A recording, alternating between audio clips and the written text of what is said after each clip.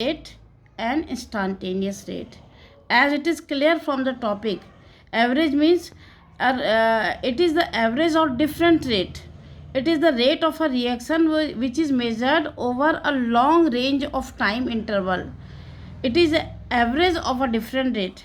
Let us see the concentration of the reactant when we started the reaction when t is equal to 0 was 0.1 m. Now after 50 seconds the concentration of reactant was reduced to 0.07. So rate within this time will be R2 minus R1, that is 0.07 minus 0.1 divided by the time interval 50, that comes to be 6.0 into 10 to the power minus 4. Now the rate for the next 50 seconds, let us see. For this next 50 seconds, 50 to 100, the initial rate R1 was 0.07 and R2, now after 100 seconds the R2 is 0.048. So change in concentration is 0.048 minus 0.07 divided by the time interval, that is T2 minus T1. 100 minus 50 is 50. The rate comes to be 4.4 and 10 to the power minus 4 moles per liter per second. Similarly, we can see the change in concentration when we are moving from 100th second to 150 second. The change in concentration is very less, hence the rate will become less. On moving rightward within the same time interval 50 seconds, the decrease in the concentration goes on lowering, or we can say that the rate of reaction is decreasing as the concentration of reactant is decreasing. So when we say what is the rate of reaction from 0 to 400 second, we will say it is the change in time, that is 400 minus 0, upon change in concentration, that is 0.1 to 0.009.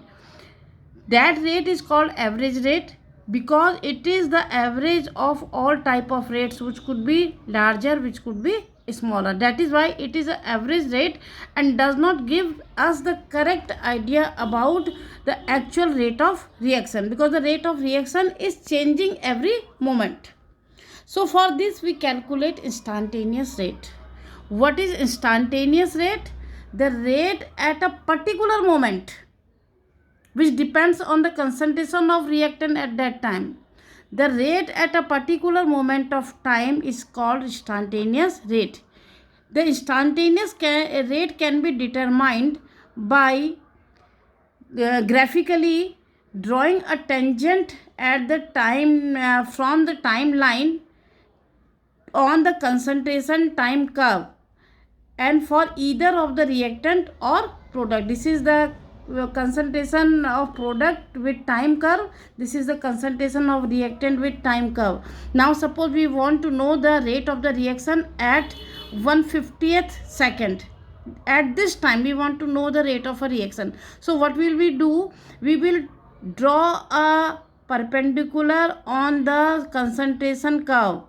Clear? Perpendicular we have drawn. Now from this point which is touching the curve, we will draw a tangent passing through this point. Now the tangent, the slope of the tangent gives us the rate of reaction at that particular moment. So at 1/50th second, when we have drawn this tangent, then we can say what rate comes to be. The initial concentration is 0.065. The final concentration is 0.015. Hence R2 minus R1 is 0.015 minus 0.065.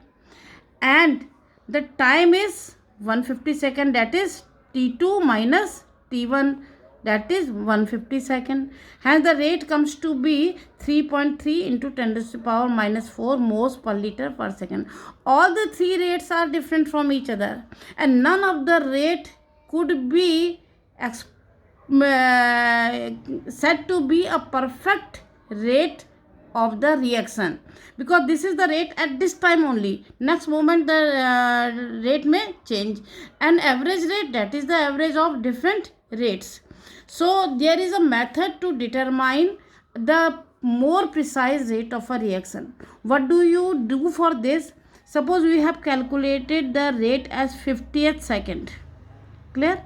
Now at 51 second we will see the rate. What is the concentration in 51 second? Same as it was there in 50 second. A bit difference is there. Then on 52 second concentration almost remains same.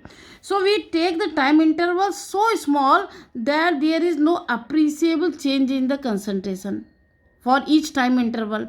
Means the change in concentration always remains same.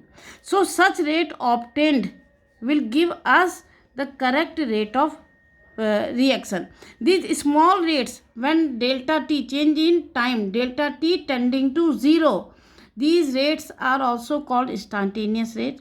These small rates are integrated together to get a correct rate of a reaction.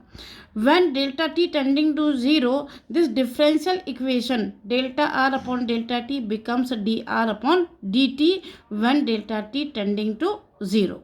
Now it is clear about the average rate, instantaneous rate, how to calculate instantaneous rate, and one more important thing which we have seen in this discussion is the rate of a reaction is decreasing as the concentration of the reactant is decreasing. Concentration is decreasing because the reactant is being used up, while the rate of reaction in case of product, as the concentration of the product is increasing, the rate of reaction is increasing. It's a positive curve and it's a negative slope. That's clear? I think let's go to the next topic.